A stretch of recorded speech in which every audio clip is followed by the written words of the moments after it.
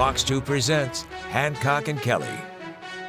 A good Sunday morning to you. Welcome to Hancock and Kelley on Fox 2, where we take on the top issues of the week. On the right, John Hancock. Good morning. On the left is Michael Kelley. Hey, good morning. And I'm Andy Banker. On the agenda this morning, another shake my head moment for St. Louis City Hall. Voters approve a marijuana tax, but no one filed the paperwork to collect it, costing the city more than $500,000 in tax revenues.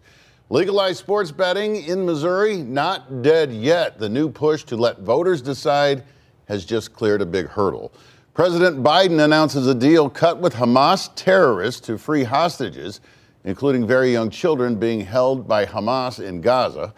And our quotes of the week from city leaders allowing a threat to public health and safety to continue for nearly 3 years. A refugee couple living in squalor in a makeshift shelter in front of someone else's house at a busy intersection.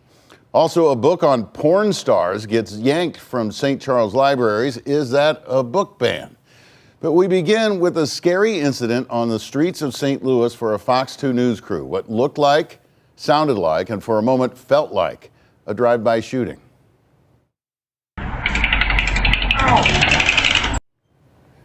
That was me getting hit. I got hit in the head and torso with some type of pellets fired from what appeared to be gel blaster style guns made for airsoft games similar to paintball. It hurt. I was not seriously injured. This happened around 12:45 Monday afternoon. There were two people shooting directly at photographer Brian Ledford and me from a passing car. Brian was not struck. Police arrested the 17-year-old driver. He was booked on juvenile assault charges. Police are still looking for the two suspects doing the shooting. John, this is again has opened up a can of worms about stiffer penalties maybe for juvenile offenders at the state level. State lawmakers talking about this. One state lawmaker, State Rep Steve Butts, a Democrat from St. Louis, got shot exactly like almost in the eye, just like that, in front of his house last year. Yeah, I've long advocated reopening our legal code and dealing with these juveniles.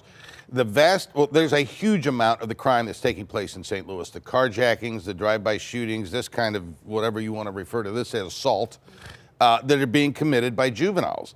And they're being committed by juveniles because adults are putting the juveniles up to it. These are coordinated gang activity in many instances, and you cannot treat these juveniles as your traditional juvenile. They're part of a crime syndicate, and we need to start dealing with them in that fashion. Now, there are state lawmakers who feel that if this happened in Jefferson County, Lincoln County, St. Charles County, anywhere but in the city of St. Louis, there would be consequences and young people would be held responsible, but it's just lax. There needs to be a way to hold the feet to the fire for the juvenile court system in the city specifically. Well, is that an issue? Yeah, and I'm glad you're okay, Andy. You and your cameraman. I couldn't even imagine what that must be like. And look, there's a sense of lawlessness that exists, right? There's a combination of lawlessness and bad parenting that's going on right here in this instance. My understanding is the car wasn't stolen. That's how they were able to identify who it was. Right. They've caught this person. But when you allow a culture to permeate that really there are no consequences. Heck, there were more consequences on your basketball team. When somebody messed up, everybody went and ran. Now when somebody messes up, we make excuses for why they messed up and to leave them alone. You could have lost your eyesight that morning. It was pretty close to my eye when Or I worse. thought about it. And it didn't feel that bad when it happened. When I saw the video, then I thought, maybe I underestimated what just happened out there. And how naive are these kids to think that, and especially in the city of St. Louis, that you weren't carrying a gun or somebody wasn't carrying a gun and shot them. Yeah, imagine if it's a police officer. Right. Right? Well, if you're going to, just a little hint to all the juvenile delinquents out there, if you're going to go commit crime, don't do it with a television news crew standing on the corner with a camera. Is there a way legally to toughen laws to hold parents accountable? Well, that's obviously someplace that we ought to start to look, but Andy, we're not holding people accountable at all in the city of St. Louis. We can pass as many laws. Boy, I'm starting to sound like a gun person. We could pass as many laws as we want in this state, but if they're not being enforced, that's the problem. But yes, this idea that you can be a juvenile and go act a fool and then be let off the hook should stop. Well, and I think opening up the idea of some kind of parental penalty on a situation like this has merit. The past week brought another low for dysfunction in St. Louis city government. We've learned the city has not been collecting its share of taxes on legal marijuana sales. That's more than $500,000 in lost revenue, and the city's struggling with fighting crime, fixing streets, and picking up the trash. Voters approved a 3% city tax in April, but no one at City Hall filed the paperwork with the state to start collecting. A spokesman for the mayor says the issue has been corrected. The responsibility here, Michael, may fall not on the mayor, but the longtime city comptroller, Darlene Green, who the Post-Dispatch reported this week is showing up once, twice a week, maybe, at City Hall. Well, she was a part of the Tashara Jones triumphant that's taken over government.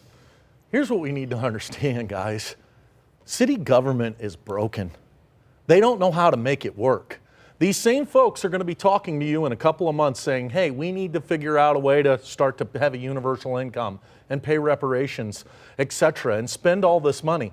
These are the last people that you would want in charge of anything. They're unable to do their basic government services. If you can't collect a tax on pot, a pox on all of you. City government is broken. I don't know how much more evidence we're going to need for people to realize this. John? Well, it's Thanksgiving weekend, Andy, and I'm thankful that these people aren't running the heart surgery center at any of our local area hospitals. They can't run the city. And it's $500,000. You fill out a piece of paper, you submit it to Jefferson City, and voila, you start collecting the taxes. They're not doing their jobs. I don't know if they're not capable. Certainly makes it more challenging when you're only there 20% of the time. But they're not getting their jobs done. And then the people that they're hiring clearly aren't getting the jobs done. It's not just the elected officials, it's the entire bureaucracy of this government, and it's fundamentally broken. We got more with City Hall right now. Our quotes of the week. Winter is coming with temperatures dipping into the 20s at night. For a third straight winter, residents and drivers in South St. Louis will hopefully pay special attention to a refugee couple from Sudan living in squalor in a dwelling made out of shopping carts, tarps, and old blankets. The dwelling occupies part of the sidewalk and a big part of the street at the busy intersection of Spring and Chippewa in South St. Louis. It's directly in front of someone else's house. It's been there for 3 years, almost. Residents say it attracts rats and other vermin on a daily basis. Our quotes of the week are from emails from city officials to residents assuring them that their concerns and the concerns of St. Louis police about this are finally being heard after all this time. On October 12th, City Operations Chief Nancy Cross wrote to residents, "We are pursuing solutions to move the couple permanently. We hope to have a resolution by the beginning of November." The neighborhood's alderwoman, Daniela Velasquez, wrote to residents. A couple of days later, it was October 14th, I think this email was dated, "The city will continue to be in communication with you both." John, more than 6 weeks later, the residents have heard nothing more and the dangerous dwelling remains. You know, Exhibit B this morning. I mean, this is ridiculous. This is ridiculous.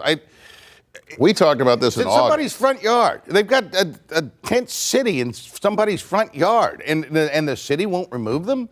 What is the matter with these people? This is an outrage. And how's the real estate values on that block, I wonder? They're probably not very good. Well, and you can't attract people to the city of St. Louis when you got this going on. And I know they moved a camp out of the lawn from City Hall? Oh, of course, because they don't want to have to stumble over it on their way. These people go into their house, that's no problem. Look, Nancy Cross was one of the biggest supporters of Tashara Jones, hence the job she had. She itself was one of the people, the proponents, saying we need to redo homelessness and help people. 3 years? This is how you're helping people? Guys, city government is broken. As long as people continue to vote on identity rather than outcomes, this is what you're going to get in the city of St. Louis, and it's going down the tubes. All right, a book titled Bang Like a Porn Star, Sex Tips from the Pros, will be pulled from St. Charles Public Libraries, but only after the waiting list to check the book out is cleared. The Post-Dispatch reports 20 people are apparently on the list. The book is at the center of a book ban battle that's been playing out before the county's library board. A committee of library staff reviewed the book and agreed to remove it, not right now. Michael, should Democrats stand up for your right to check out the book Bang Like a Porn Star from the library? Well, I'm number 14 on the list. I assume you're what, 12? I'm not on the list. No, you're not on the list? Oh, okay. Well, look, this is a silly example of the extremism that's going on. Should this book be in a library? No.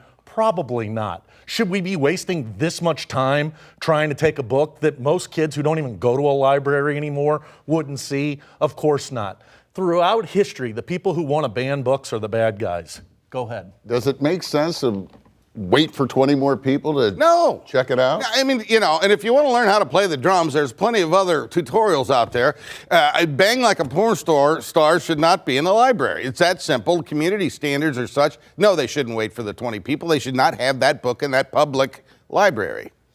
Up next on Hancock and Kelley, the terror organization Hamas releases hostages being held in Gaza. Is the U.S. sending the right message in dealing with terrorists?